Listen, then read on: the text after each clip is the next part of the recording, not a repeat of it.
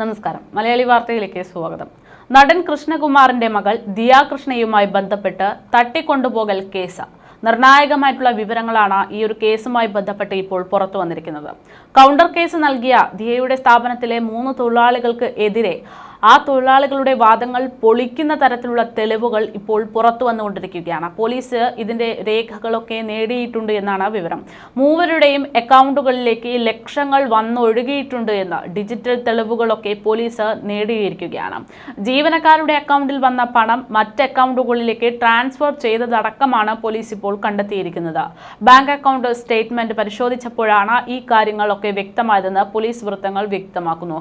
Digital തെളിവുകളും ജീവനക്കാർക്ക് എതിരെ തന്നെയാണ് എന്നാണ് കണ്ടെത്തൽ. നടൻ കൃഷ്ണകുമാറിനും മകൾ ദിയയ്ക്കുമെതിരെ ജീവനക്കാർ നൽകിയ പരാതി കൗണ്ടർ കേസായി ഇതുമൂലം മാറാനുള്ള സാധ്യതയുണ്ട് എന്നുള്ള സൂചനകളാണ് പുറത്തുവരുന്നത്. ദിയയുടെ OBOC എന്ന സ്ഥാപനത്തിൽ നിന്ന് മുൻ ജീവനക്കാർ പണം മാറ്റിയതിന് പോലീസിന് തെളിവ് ലഭിച്ചതിന് പിന്നാലെ ഈ ഒരു ജീവനക്കാർ നൽകിയിട്ടുള്ള പരാതി അത് കൗണ്ടർ കേസായി പരിഗണിക്കാൻ ഒരുങ്ങുകയാണ് പോലീസ് എന്ന സൂചനയുമുണ്ട്. ബാങ്ക് അക്കൗണ്ട് സ്റ്റേറ്റ്മെന്റ് പരിശോധിച്ചപ്പോഴാണ് ഈ കാര്യങ്ങൾ പോലീസിന് വ്യക്തമായത്. ഡിജിറ്റൽ തെളിവുകളും ജീവനക്കാർക്ക് എതിരാണെന്ന് പോലീസ് കണ്ടെത്തിയിരിക്കുന്നു. ജീവനക്കാർ പണം എങ്ങനെ ചിലവഴിച്ചു എന്ന് പോലീസ് പരിശോധിച്ചു വരികയാണ്. അത്തരം അക്കൗണ്ടുകളെ കുറിച്ചുള്ള അന്വേഷണം പോലീസ് ആരംഭിച്ചിട്ട് പണം പിൻവലിച്ച് ദിയയ്ക്ക് നൽകിയെന്നാണ് ജീവനക്കാർ അവകാശപ്പെട്ടിരുന്നു. എന്നാൽ ATM വഴി വലിയ തുകകളാണ് ഇവർ തന്നെ പിൻവലിച്ചത് എന്നാണ് നിലവിൽ പോലീസ് കണ്ടെത്തിയിരിക്കുന്നത്. അതേസമയം മാധ്യമപ്രവർത്തകരടക്കം നിങ്ങൾക്ക് എവിടെ നിന്നാണ് ഇത്ര വലിയ തുക ലഭിച്ചത് എന്ന് പറഞ്ഞപ്പോൾ ആ തൊഴിലാളികളിൽ ഒരാൾ പറഞ്ഞിരുന്നത് തൻ്റെ ഏട്ടൻ അവർ ദുബായ് പോലുള്ള വിദേശത്താണ് ജോലി ചെയ്യുന്നത്. അവിടെ നിന്ന് മാസം 2-3 ലക്ഷം രൂപയൊക്കെ തനിക്ക് ജോലിയുടെ സാഹചര്യം അനുസരിച്ച് അയച്ചു തരാറുണ്ട്. അങ്ങനെയാണ് തൻ്റെ അക്കൗണ്ടിലേക്ക് വലിയ തുക വന്നത് എന്നുള്ളതാണ്.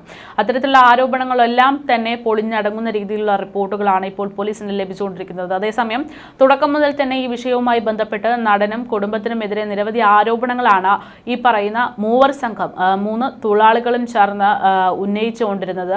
ദിയ ടാക്സ് വെട്ടിക്കാൻ വേണ്ടിയാണ് പണം തങ്ങളുടെ അക്കൗണ്ടിലേക്ക് മാറ്റിയതെന്നും മതപരമായിട്ടുള്ള വേർതിരിവുകൾ ജോലി സ്ഥലത്ത് അവർ നേരിടേണ്ടി വന്നു എന്നതടക്കമുള്ള ഗുരുതരമായിട്ടുള്ള വിഷയങ്ങളാണ് ഇവർക്കെതിരെ ഉന്നയിച്ചിരുന്നത്. തങ്ങളെ ഭീഷണിപ്പെടുത്തിയെന്നും തട്ടിക്കൊണ്ടുപോകാൻ ശ്രമിച്ചു എന്നും ആരോപിച്ചു കഴിഞ്ഞിരുന്നു.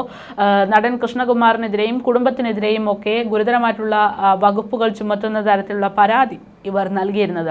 എന്തായാലും ഇവർക്ക് ഇങ്ങനൊരു സംഭവം, ഇങ്ങനൊരു പരാതി വന്നതിന് തൊട്ടു പിന്നാലെ തന്നെ മലയാളി വാർത്ത ഇരുവിഭാഗവുമായി ബന്ധപ്പെട്ടിരുന്നു. എന്താണ് അവരുടെ നിലപാട്, എന്താണ് അവർ യഥാർത്ഥത്തിൽ സംഭവിച്ചത്, അവർക്ക് പറയാൻ എന്താണുള്ളത് എന്നതറിയാൻ വേണ്ടിയായിരുന്നു ആ ഒരു ബന്ധപ്പെടൽ. ആ ഒരു സമയത്ത് ആദ്യ മാധ്യമങ്ങൾക്ക് മുമ്പിൽ ദിയയ്ക്കും കൃഷ്ണകുമാറിനുമെതിരെ ഗുരുതരമായിട്ടുള്ള ആരോപണങ്ങൾ ഉന്നയിച്ച പെൺകുട്ടികൾ മാധ്യമങ്ങൾക്ക് പിന്നീട് ബൈറ്റുകളൊന്നും നൽകാൻ തയ്യാറായില്ല. പലപ്പോഴും എന്താണ് സംഭവിച്ചത്, എന്താണ് നിലപാട് എന്നറിയാൻ വിളിക്കുമ്പോൾ മാധ്യമങ്ങളോട് പ്രതികരിക്കാൻ മടിക്കുന്ന ഒരു രീതിയാണ് അവരുടെ ഭാഗത്തു നിന്നുണ്ടായത്. അതേസമയം നടൻ കൃഷ്ണകുമാറുമായി മലയാളി വാർത്ത സംസാരിച്ചിരുന്നു. അദ്ദേഹത്തിന്റെ പ്രതികരണം ഇങ്ങനെയാണ്. ഇതവിടെ സ്ഥാപനത്തിൽ വർക്ക് ചെയ്യുന്ന കുട്ടികളാണ് 3 പേരും.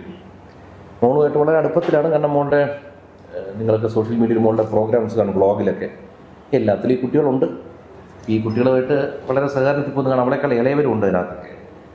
അപ്പോൾ ഈ കഴിഞ്ഞ വർഷം എനിക്കൊന്നില്ല, ഒരു കുട്ടി 1.5 വർഷമായി, ബാക്കി 2 പേരും പിന്നീട് ഈ കുട്ടി കൊണ്ടുവന്നവരാണ്.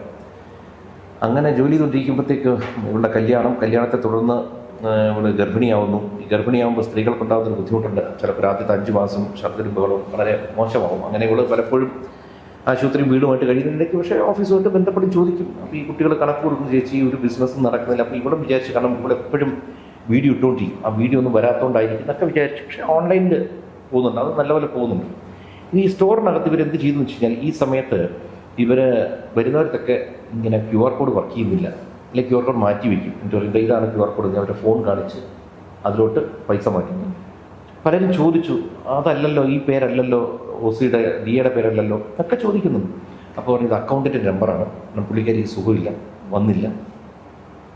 ഇങ്ങനെ കുറച്ച് നാളായിട്ട് നടക്കുന്നുണ്ട്. അപ്പോൾ ഇങ്ങനെ ലാസ്റ്റ് സ്റ്റേജ് വന്നു. എന്നാൽ ഇതിനിടയ്ക്ക് പലപ്പോഴും OC ഇത് ചോദിച്ചു, ചേച്ചി ഓൺലൈനിൽ അവിടെ പോയി ഇവിടെ കച്ചവടം നടക്കാത്തതെന്നൊക്കെയാണ് പറഞ്ഞിട്ടുണ്ട്. പക്ഷേ ഈ ഭയങ്കരമായൊരു വേരിയേഷൻ വന്നപ്പോഴത്തേക്ക് ഓഡിറ്റിനോടൊന്ന് പറയുന്നു. അപ്പോൾ ഇങ്ങനെ OC 2-3 വിളിച്ച് പറയുന്നുണ്ട് ഇടയ്ക്ക്, ഞാനിങ്ങനെ അവിടെ സാധനം വാങ്ങിച്ചിട്ട് എനിക്ക് കിട്ടിയോ പൈസ, ഷാനിയുടെ ഒരു ഫ്രണ്ട്. അപ്പോൾ OC ആ ഡേറ്റ് ചെക്ക് ചെയ്തപ്പോൾ വന്നിട്ടില്ല. ഇത് ചോദിക്കുന്നു, ഈ മെയ് മാസം 27 ഏതൊരു ദിവസം ചോദിക്കുന്നു. അതിൽ നിന്നാണ് ഈ പ്രശ്നങ്ങളൊക്കെ ആരംഭിക്കുന്നത്. അപ്പോൾ ഇവരെന്ത് ഇത് പെട്ടെന്ന് പൊക്കളഞ്ഞു വിടുന്നത്.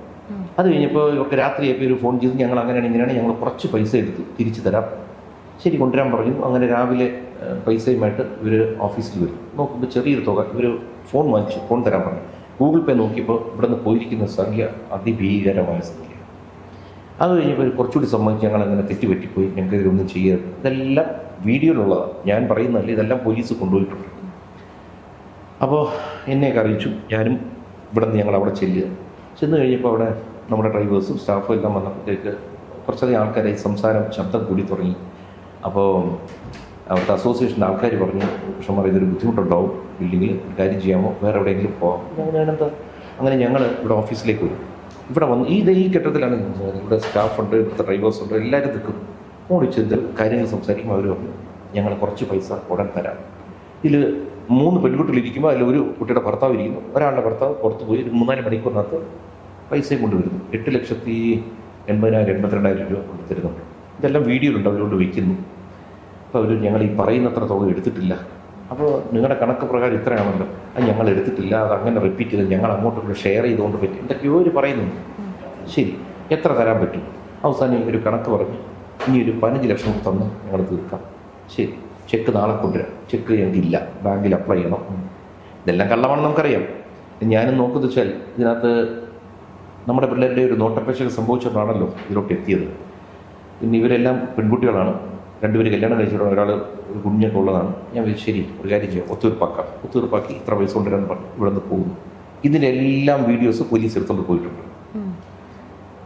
അതിനുശേഷം അന്നേ ദിവസം അതിൻ്റെ അടുത്ത ദിവസം രാത്രി ഇതിലൊരാൾ വിളിച്ചിട്ട് മോളോട് ഒരു മോശമായ ഭാഷയിൽ സ്വാഭാവികമായിട്ട് ഒരു സംസാരം വന്നു. മോൾ എന്നെ വിളിച്ചു പറഞ്ഞു, ഞാനും ഏറ്റവും രൂക്ഷമായ ഭാഷയിൽ, സാധാരണ എൻ്റെ വയലേക്ക് തെറിയൊക്കെ വരേണ്ടതാണ്, പക്ഷെ അന്നത്തെ ദിവസം നമ്മൾ ഗുരുവാരിയെ കൺട്രോൾ ചെയ്ത് സംസാരിച്ചു. പക്ഷേ രൂക്ഷമായ ഭാഷയിൽ തന്നെ സംസാരിച്ചു. കാരണം വെച്ച് കഴിഞ്ഞാൽ ഈ പെൺമക്കളെ വളർത്തിക്കൊണ്ടിരുന്നത് അത്ര എളുപ്പമല്ല, നിങ്ങളുടെ മാതാപിതാക്കൾക്ക് മനസ്സിലാവും. അപ്പോൾ അതും ഗർഭിണിയായിട്ടിരിക്കുന്ന സമയത്ത് തെറ്റ് ചെയ്തവൻ വിളിച്ച് പറഞ്ഞു കഴിഞ്ഞാൽ ഏതറ്റം വരെ നമ്മൾ പോകും. തന്നവരങ്ങനെയാണ്. അത് കഴിഞ്ഞ് രാവിലെ തന്നെ assistant commissioner Stuart killer sir അദ്ദേഹത്തിൻ്റെ പരാതി കൊടുത്തു, ഇങ്ങനെ ഒരു സംഭവം നടന്നു. അപ്പോൾ ഇതിൻ്റെ കണക്കിൻ്റെ ഈ ഫോണിൻ്റെ ക്ലിപ്പിങ്സും എല്ലാം നമ്മൾ കാണിച്ചു കൊടുത്തു. അദ്ദേഹത്തിന് മനസ്സിലാവുന്ന വലിയൊരു സംഖ്യയാണ് പോയിരിക്കുന്നത്. അദ്ദേഹം പരാതി വാങ്ങിച്ചിട്ട് പോലീസ് സ്റ്റേഷനിലോട്ട് കൊടുത്തു. ഇതവിടെ എത്തിയെന്ന് അറിഞ്ഞ ഉടനെ ഇവരൊരു കൗണ്ടർ കേസ് അടുത്ത ദിവസവും അതിൻ്റെ അടുത്ത ദിവസവും ഒരു കൊടുക്കുന്നു. എന്നെ സ്റ്റേഷനിൽ വിളിച്ചിട്ട് ഇങ്ങനെ ഒരു പരാതിയുണ്ട്, ഇങ്ങനെ സ്റ്റാഫിനെ നിങ്ങൾ കിഡ്നാപ്പ് ചെയ്ത് കൊണ്ടുപോയി എന്താ കെട്ടിയിട്ട് ഇടിച്ച് പൈസ വാങ്ങിച്ചു. അവിടെ ചെല്ലുന്നു. അവിടുത്തെ ഒരു CI പേര് വിമലിനെ കൊണ്ടാണ്, വിമലിനാണ്. അദ്ദേഹം പുറത്തായിരുന്നു. ഞങ്ങൾ കുറച്ച് നേരം വെയിറ്റ് ചെയ്തപ്പോൾ അദ്ദേഹം വന്നു കഴിഞ്ഞപ്പോൾ ഞങ്ങളോട് കാര്യം ചോദിച്ചു. ഞങ്ങൾ കാര്യം പറയുന്നു, പക്ഷെ ശ്രദ്ധിക്കുന്നില്ല, പുള്ളിക്കാനും താല്പര്യം കാണിക്കുന്നില്ല. ഞാനിങ്ങനെ തെളിവൊക്കെ ആണെങ്കിൽ ഇങ്ങനെ നോക്കുന്നു, ഫോൺ എടുത്തിടുന്നു. നിങ്ങൾക്ക് പറയാനുള്ള പറയുന്നു, അവരോട് ചോദിക്കുന്നു, അവർ ബാക്കിൽ ഇരിപ്പുണ്ട്. അപ്പോൾ അവരുടെ കൂടെ ഒരു രാഷ്ട്രീയക്കാരൻ, എനിക്കറിയില്ല ആരാണ്, അദ്ദേഹം പറഞ്ഞു കൊടുക്കുന്നു, ഇങ്ങനെ പറ അങ്ങനെ പറ, ഇതെല്ലാം പറയുന്നു. നിങ്ങൾ 2 പേരും കേട്ടു, ഞാൻ FIR ഇടും, അറിയിക്കും, താഴെ പോയി മൊഴി കൊടുത്തോളൂ എന്ന് പുള്ളി എണീറ്റ് പോയി. ജീവിതത്തിൽ ഇത്രയും വർഷം നമ്മൾ ഒരു പോലീസുകാരൻ്റെ ഇത്രയും മോശമായൊരു പെരുമാറ്റം ഉണ്ടായിട്ടില്ല. ചിലപ്പോൾ നല്ല വ്യക്തിയായിരിക്കും, എനിക്കറിയില്ല, എന്നോടുള്ള എന്തെങ്കിലും ബുദ്ധിമുട്ടായിരിക്കാം. ഞാൻ താഴെ പോയി മൊഴി കൊടുത്തു, ഞങ്ങൾ പോയി. ഇത് കഴിഞ്ഞ് ഞങ്ങളുടെ എല്ലാ സ്ഥാപനങ്ങളിലും, മോളുടെ സ്ഥാപനം, എൻ്റെ സ്ഥാപനം, എല്ലായിടത്തും പോലീസ് വരുന്നുണ്ട്. അത് അവരുടെ ന്യായമായ സംഭവങ്ങൾ ഇവിടെ വന്ന് എവിടെയാണ് സംഭവിച്ചത് എല്ലാ വീഡിയോ റെക്കോർഡിങ് ചോദിച്ചു, എല്ലാം കൊടുത്തു. അപ്പുറത്തെ വീടുകൾ, ഇവിടെ CCTV ഇല്ലാത്തതുകൊണ്ട് അടുത്ത വീടുകളിൽ നിന്ന് അവർ കളക്ട് ചെയ്തു. മോളുടെ ഫ്ലാറ്റ്, ഓഫീസ്, എല്ലാ സംഭവവും പോലീസിന് കൊടുത്തു. നമ്മുടെ ഭാഗത്തുനിന്ന് നമുക്ക് കൊടുക്കാവുന്ന തെളിവുകൾ മുഴുവൻ കൊടുത്തു.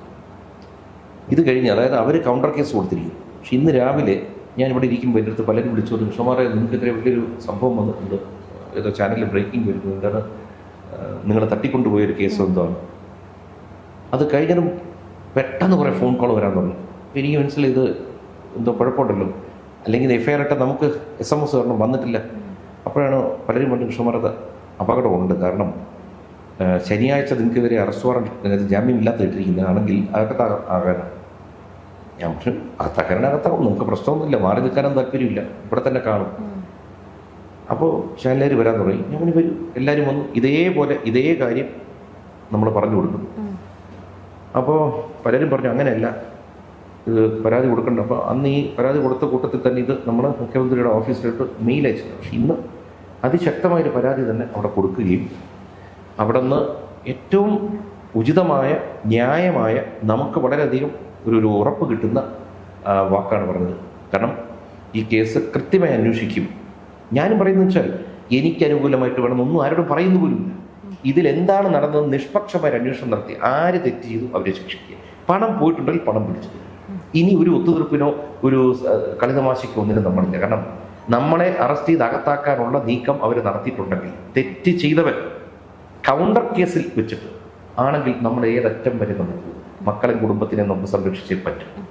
ഇതിൽ നമ്മൾ ഫസ്റ്റ് ആദ്യം സാർ ഒരു പരാതി കൊടുക്കുന്നു, അതധികം ശ്രദ്ധയിൽപ്പെട്ടിട്ടില്ല. ആളുകൾ ശ്രദ്ധിച്ചു തുടങ്ങുന്ന ഈ ഒരു മറ്റ് കൗണ്ടർ കേസ് പോലൊരു കേസ് രജിസ്റ്റർ ചെയ്യപ്പെട്ടപ്പോഴാണ്.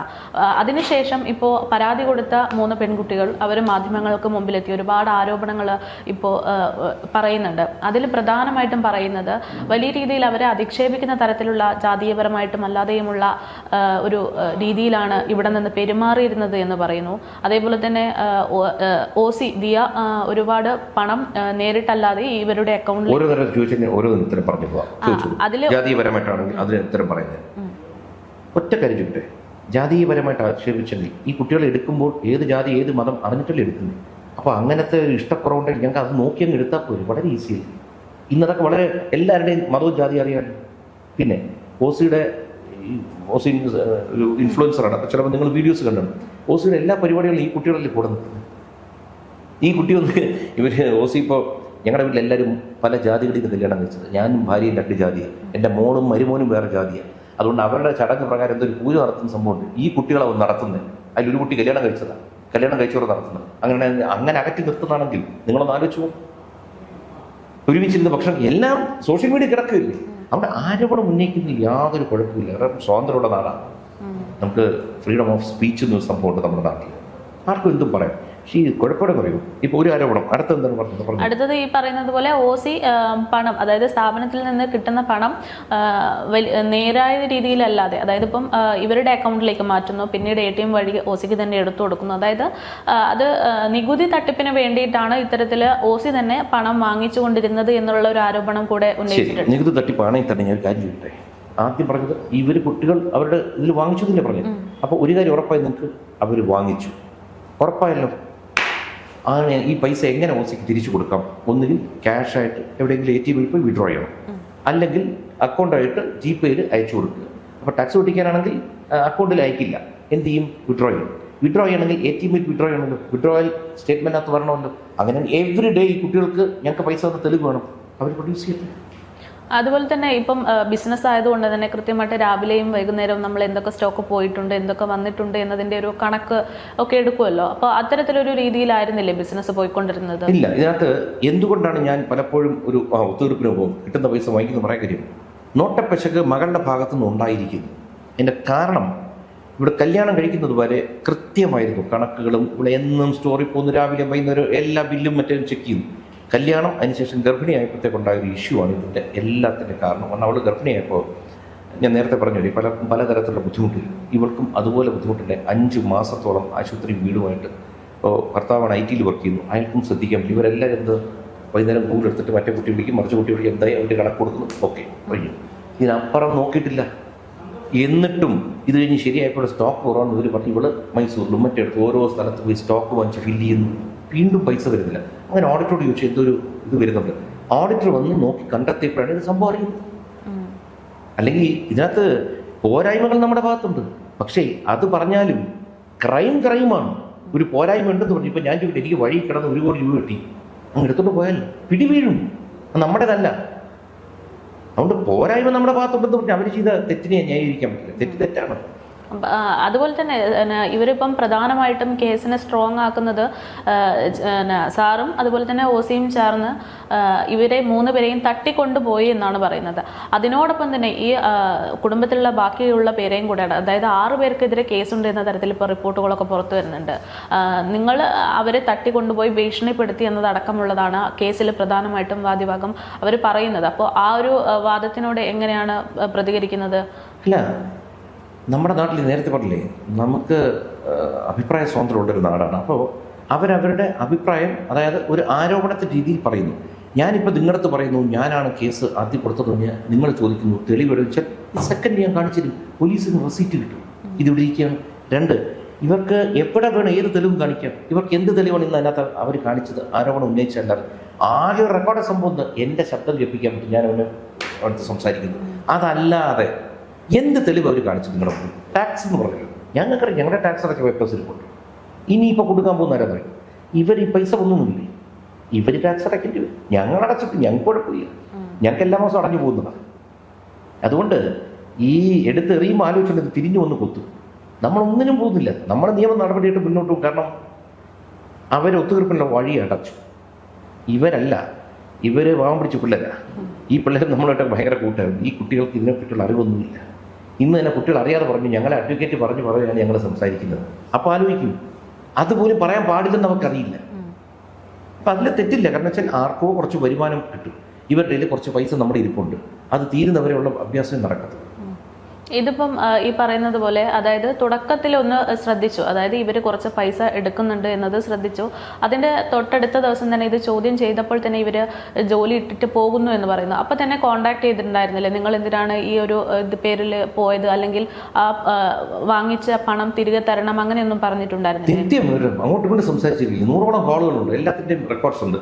അപ്പോൾ ഇതിനിടയ്ക്ക് മോള് ഇത് കുറേയധികം പോയി അറിഞ്ഞപ്പോഴത്തേക്ക് QR കോഡ് മാറിയപ്പോൾ ഇവിടെ എന്ത് ചെയ്തു, ഈ ഇൻസ്റ്റയ്ക്കകത്തൊരു സ്റ്റോറി ഇട്ടു, എൻ്റെ സ്ഥാപനത്തിൽ ഇങ്ങനെ കുറേ നടന്നതായിട്ട് അറിയുന്നു, നിങ്ങൾ ആരെങ്കിലും OBOC അല്ലാതെ വേറെ എന്തെങ്കിലും QR കൊടുത്തിട്ടുണ്ടെങ്കിൽ അതിൻ്റെ സ്ക്രീൻഷോട്ട് അയക്കണം. ഇവിടെ വെച്ചാൽ 5 6 വരുന്നത് 100 കണക്കിന്. ഇന്നിപ്പോൾ ഈ ചാനൽ ഇത് വന്നപ്പോൾ ഇവിടെ വന്നുകൊണ്ടിരിക്കുന്ന ഫോൺ കോളുകൾ മാത്രം, അതിൽ പലരും പറഞ്ഞ് ഞങ്ങൾ വന്ന് കേസ് കൊടുക്കുന്നു. ഇതിലൊരു ഉയർന്ന ഉദ്യോഗസ്ഥരുണ്ട്. ഇത് ഇവർ തന്നെ കുടത്തിൽ തുറന്നു വിട്ടത്. നിങ്ങൾ ആലോചിക്കണം, പണം നഷ്ടപ്പെട്ട ആളെ അകത്താക്കാനുള്ള നടപടി, കട്ടവർക്കെതിരെ ഇതുവരെ ഒരു നടപടി എടുത്തിട്ടില്ല. നിങ്ങൾ നോക്ക്, നിങ്ങൾ എവിടെയെങ്കിലും കേട്ടോ അവർക്കെതിരെ നടപടി എടുത്തിട്ട്? ഇപ്പം നമുക്കെതിരെ നടപടി, ഇതെന്താന്ന് പിടിയിട്ടു? ഒരു പിടിയും കിട്ടില്ല. ഈ പറയുന്ന പോലെ അപ്പുറത്താണെങ്കിലും ഈ വശത്താണെങ്കിലും രണ്ട് വശത്തുമുള്ളത് പെൺകുട്ടികൾ തന്നെയാണ്.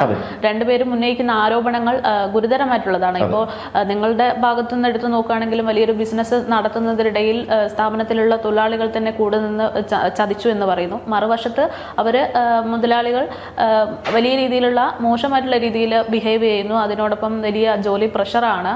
അതിനൊപ്പം തന്നെയാണ് ഈ പൈസ ജോലി പ്രഷർ ഉണ്ടെങ്കിൽ, അല്ലെങ്കിൽ ഇവരെ അധിക്ഷേപിച്ചെങ്കിൽ ഇവരെന്തുകൊണ്ടാണ് പോകാറുണ്ട്? അവർക്ക് എപ്പോഴാണ് വീട്ടിൽ പോകും? എന്തിനാ ജോലിക്കൊന്ന് ഇപ്പം ഈ 3 പോയില്ലേ? ഇവർക്ക് വേണേൽ എപ്പോഴേ പോക്കൂടെ? അങ്ങനെ വല്ല പ്രഷർ ഉണ്ടെങ്കിൽ. അപ്പോൾ ഈ പൈസ കിട്ടുന്നതുകൊണ്ട് പോകാറുന്നതാണ്. പ്രഷറുണ്ട്, അല്ലെങ്കിൽ ഞങ്ങൾ പീഡിപ്പിച്ചു, അല്ലെങ്കിൽ എന്തെങ്കിലും, അവരെന്താ ഇതുവരെ പരാതിപ്പെടാത്തത്? അവരെന്താ കേസ് കൊടുക്കാത്തത്? അവരെന്താ പോകാത്തത്? ആലോചിച്ച് നോക്കൂ. ഇവിടെ ആരും പിടിച്ചു വെച്ചിട്ടില്ല. അപ്പം ഈ പരാതി കൊടുത്തതിന് ശേഷം മാത്രമാണ് അവർ ലീഗലി മൂവ് ചെയ്തത്. ഇതിന് മുമ്പ് OCയുടെ വ്ളോഗിൽ ഇത്തരത്തിൽ ഞാനൊരു ഇത് കണ്ടായിരുന്നു. അതായത് എൻ്റെ കൂടെയുള്ള ആളുകൾ എന്നെ പറ്റിക്കുന്നു എന്ന തരത്തിലുള്ള രീതിയിലൊരു വ്ളോഗ് കണ്ടായിരുന്നു. അപ്പോൾ അന്ന് പരാതി കൊടുത്തിട്ടുണ്ടായിരുന്നില്ലേ? ഒരു എപ്പോഴുള്ള വ്ളോഗാണിത്? ഈ കുറച്ച് മുമ്പാണ്, കഴിഞ്ഞ മെയ് മാസത്തിലാണോ? ആയിരിക്കും. അപ്പോൾ ഇത് തന്നെ ആയിരിക്കും. അതിനുശേഷമാണ് ഇവിടുത്തെ സംസാരിച്ചത്. ഈ ഒരു മാസത്തിന്റെ ഇടയിലാണോ ഇത്തരത്തിൽ? ഇത് മെയ് മാസത്തിൽ നടന്നല്ലേ? മെയ് മാസത്തിലല്ലേ ഇത് അറിയുന്നത്? ആണോ? ഇതിനു മുമ്പ് ചെറിയ തുകയൊക്കെ എടുത്ത് ഇവരെ പിടിച്ചിട്ടുണ്ട്. എങ്ങനെ? അതായത് സ്ഥിരമായിട്ട് എന്താ വെച്ച് കഴിഞ്ഞാൽ ഒരു 500 രൂപ 1000 രൂപ കാണാനില്ല. അപ്പോഴൊക്കെ ഇവരെ ചോദിച്ചപ്പോൾ ഇവർ തന്നെ പറഞ്ഞു, വിജയൻ വണ്ടിക്ക് പെട്രോൾ ഒഴിക്കി എടുത്തു. അപ്പോൾ ഞാൻ ഈ പിള്ളേർക്ക് എപ്പോഴും പറയും, ചെറിയ ചെറിയ സംഖ്യകളൊക്കെ ആണെങ്കിൽ അവർ വലിയ ശമ്പളത്തിന് വർക്ക് ചെയ്യുന്നില്ല. അവർക്ക് എല്ലാം കൂടി ചേർത്ത് മറ്റേ ഇൻസെൻറ്റീവ് എല്ലാം കൂടി 15000 രൂപയാണ് മാസം കിട്ടുന്നത്.